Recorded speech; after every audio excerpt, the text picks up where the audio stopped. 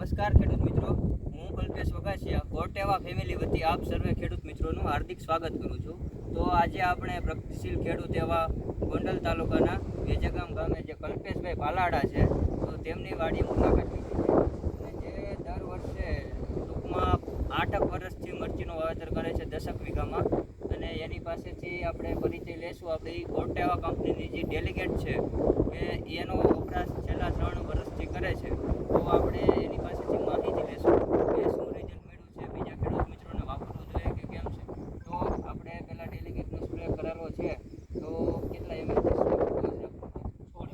16 ml. અને આપણે વાત કરી તો ડેલિગેટ કેટલા વર્ષોથી આપણે વાપરવું? 3 વર્ષ, પહેલાં 3 વર્ષ. અને આ વર્ષે આપણે વાપરવાનો ઈરાદો છે.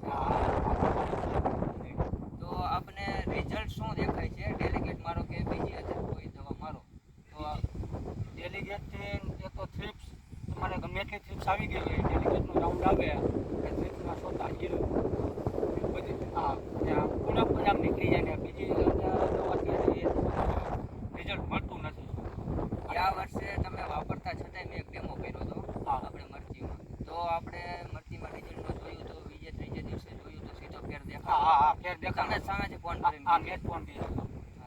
તો એ પ્રમાણે જે થ્રિપ્સમાં ને ઈયળમાં આપણે કંટ્રોલ આપે છે, તો આપણે દર વર્ષે તમે વાપરો જ છો. તો બીજા ખેડૂત મિત્રો જે નથી વાપરતા, તો એને શું તમે ભલામણ કરશો? ડેલિગેટ વાપરવી જ જોઈએ.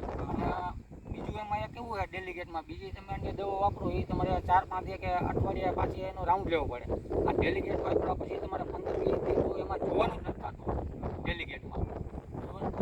એ રિઝલ્ટ એનું ડેલિગેટમાં આવ્યો કરીએ કંપનીની દવા એ રિઝલ્ટ આવ્યો કરીએ. અને હું તો કોઈ વાપરવી જોઈએ ડેલિગેટ. ઓલા તમે 2 ફુવારા મારો એટલે